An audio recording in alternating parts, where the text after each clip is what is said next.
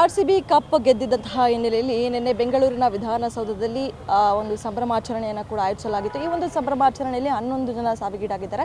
ಇದರ ಬಗ್ಗೆ ಮಾತನಾಡೋದಕ್ಕೆ ನಮ್ಮ ಜೊತೆ ಇದೀಗ ಪರಿಷತ್ ವಿಪಕ್ಷ ನಾಯಕರಾದಂತಹ ಚಲವಾದಿ ನಾರಾಯಣಸ್ವಾಮಿ ಅವರಿದ್ದರೆ ಬನ್ನಿ ಮಾತಾಡ್ಸೋಣ.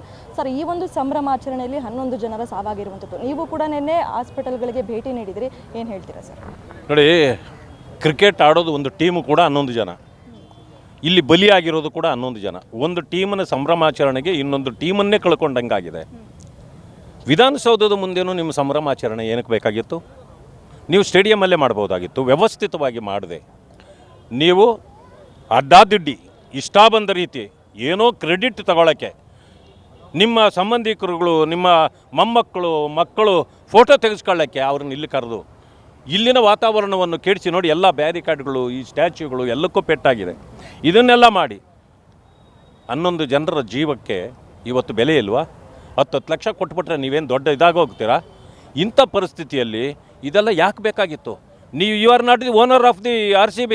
ನೀವೇನು ದುಡ್ಡು ಹಾಕಿಲ್ಲ, ಎಲ್ಲವ್ರು ಗೆದ್ದಿದ್ದಾರೆ. ಸಂಭ್ರಮ ಅವರು ಅಲ್ಲಿ ಮಾಡಬೇಕು, ಜನ ಸೇರಿ ಮಾಡ್ತಾರೆ. ಸರ್ಕಾರ ಮಾಡಬೇಕಂತಂದ್ರೆ ನೀವು ಅವ್ರಿಗೊಂದು ಪತ್ರ ಬರೀರಿ, ಇಲ್ಲಾಂದರೆ ಅವ್ರು ಸಂಭ್ರಮಾಚರಣೆ ಮಾಡೋಕ್ಕೆ ಕಡೆ ಹೋಗಿ ಅವರಿಗೆ ಖುಷಿಯಿಂದ 1-2 ಮಾತು ಹೇಳಿ ಬನ್ನಿ. ಅದನ್ನು ಬಿಟ್ಟು ನೀವು ವಿಧಾನಸೌಧಕ್ಕೆ ಎಲ್ಲ ಕರ್ಕೊಂಡು ಇಲ್ಲೆಲ್ಲ ಮಾಡಬಾರ್ದೆಲ್ಲ ಅನಾಹುತ ಮಾಡಿ ಇವತ್ತು ರಾಜ್ಯದ ಹೆಸರಿಗೆ ಕಳಂಕವನ್ನು ತಂದಿದ್ದೀರಿ. ಇದು ನ್ಯಾಷನಲ್ ಅಲ್ಲ, ಇಂಟರ್ನ್ಯಾಷನಲ್ ಮ್ಯಾಟ್ರ್ ಆಗಿದೆ. ಎಲ್ಲ ಕಡೆಯಿಂದ ಕರ್ನಾಟಕದ ಜನರು ನಮ್ಮನ್ನು, ಸರ್ಕಾರವನ್ನು ಚೀತು ಅಂತ ಉಗಿತಾ ಇದ್ದಾರೆ. ಇಂಥ ಪರಿಸ್ಥಿತಿಯನ್ನು ನಾವು ಎಂಥ ಕಂಡಿರಲಿಲ್ಲ. ಇಂಥ ಒಂದು ಕೆಟ್ಟ ಸರ್ಕಾರ, ಇದರ ಹೊರೆ ಹೊತ್ತು ಮುಖ್ಯಮಂತ್ರಿಗಳು ಮತ್ತು ಉಪಮುಖ್ಯಮಂತ್ರಿಗಳು ತಕ್ಷಣ ರಾಜೀನಾಮೆ ಕೊಡಬೇಕು.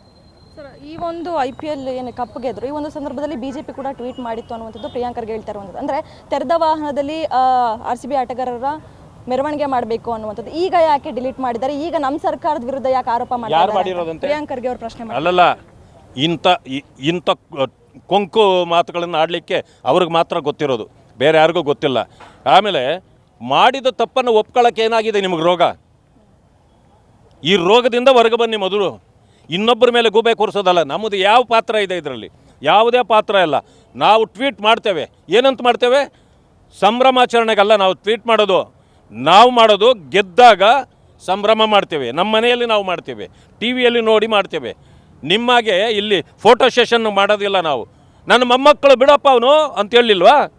ನನ್ನ ಮಗಳು, ಆಮೇಲೆ ನನ್ನ ಮಗ, ಹೀಗೆ ಕುಟುಂಬಸ್ಥರನ್ನು ಕರೆದು ಅವರ ಜೊತೆಯಲ್ಲಿ ನೀವು ಸೆಲ್ಫಿ ತಗೊಳ್ಳೋಕ್ಕೆ ಈ ಕಾರ್ಯಕ್ರಮ ಮಾಡಬೇಕಾಗಿತ್ತ? ಇಲ್ಲಿ ಬೇಕಿತ್ತ? ಇದೆಲ್ಲ ನಿಮಗೆ ನಾಚಿಕೆ ಆಗಬೇಕು ನಿಮಗೆ. ಸರ್, ಅದೇ ರೀತಿಯಾಗಿ ಇವತ್ತು DK ಶಿವಕುಮಾರ್ ಅವರು ಮಾಧ್ಯಮಗಳ ಮುಂದೆ ಕಣ್ಣೀರು ಹಾಕಿದ್ದಾರೆ. ಅಂದರೆ ಮಕ್ಕಳ ಸಾವಾಗಿರೋದನ್ನು ನೋಡೋಕ್ಕಾಗ್ತಾ ಇಲ್ಲ ನನಗೆ ಅಂತ. ಇಲ್ಲ, ಸಹಜ. ಅವ್ರಿಗೂ ಒಂದು ಹೃದಯ ಇದೆ ಅಂತ ಗೊತ್ತಾಯಿತು. ಅವರ ತಂದೆ ತಾಯಿಗಳು ಇವತ್ತು ಎಷ್ಟು ಕಣ್ಣೀರು ಹಾಕ್ತಿರ್ತಾರೆ. ಆದರೆ ನಿನ್ನೆನೇ ನಿಮಗೆ ಗೊತ್ತಿತ್ತು 3:45ಕ್ಕೆ ಮೊದಲನೇ ಬಲಿಯಾಗಿದೆ. ನೀವಿಲ್ಲಿ ಮಾಡಿದ್ದು 4:45 ಮೇಲೆ 1 ಅವರ್ ಆಗಿತ್ತು. ಆಗಲೇ 5-6 ಜನ ಸತ್ತಿದ್ದಾರೆ ಅಂತ ಬಂತು. ಆದರೂ ನೀವಿಲ್ಲಿ ಸಂಭ್ರಮಾಚರಣೆ ಮಾಡಿದ್ರಿ. ಇಲ್ಲಿಂದ ಸ್ಟೇಡಿಯಮ್ಗೆ ಹೋಗಿ ನೀವು ಟ್ರೋಫಿಗೆ ಮುತ್ತಿಟ್ರಿ. ಇಷ್ಟೆಲ್ಲ ಆದಾಗ ನಿಮ್ಗೆ ಗೊತ್ತಿರಲಿಲ್ಲ, ಆವಾಗಲೇ ಕ್ಯಾನ್ಸಲ್ ಮಾಡಬೇಕಾಗಿತ್ತು ಇದನ್ನೆಲ್ಲ ಅಂತ. ಇದೆಲ್ಲ ನಾಟಕಗಳು ಮಾಡಬಾರ್ದು. ಇದಿಷ್ಟು ಪರಿಷತ್ ವಿಪಕ್ಷ ನಾಯಕರಾದಂತಹ ಚಲವಾದಿ ನಾರಾಯಣಸ್ವಾಮಿ ಅವರ ಮಾತು. ಕ್ಯಾಮರಾ ಪರ್ಸನ್ ವಿನಯ್ ಜೊತೆ ಕಾಮನ Shivanna, guarantee news, Bengaluru. Guarantee news, ಸುದ್ದಿ ಖಚಿತ, ನ್ಯಾಯ ನಿಶ್ಚಿತ.